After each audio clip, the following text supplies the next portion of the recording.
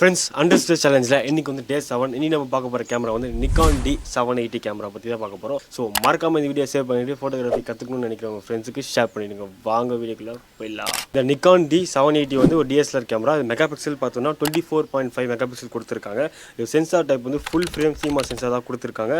Memory card slots வந்து twelve memory card slots வந்து கொடுத்துருக்காங்க. வீடியோ ரெக்கார்டிங் பார்த்தோன்னா 4K 30 FPS இருக்குது. அதே 1080 பிக்சல் வந்து 120 FPS வரைக்கும் கொடுத்துருக்காங்க. ஸ்க்ரீன் டைப் வந்து டில்ட் ஸ்க்ரீன் தான் வந்து கொடுத்துருக்காங்க. இது டச் ஸ்க்ரீன் இருக்கான்னு கேட்டிங்கன்னா எஸ், இதில் வந்து டச் ஸ்க்ரீன் இருக்குது, டச் ஃபோக்கஸும் இருக்குது. கனெக்டிவிட்டின்னு பார்த்தோன்னா வைஃபை, ப்ளூடூத், USB-C டைப் கொடுத்துருக்காங்க. HDMI போர்ட்டும் கொடுத்துருக்காங்க.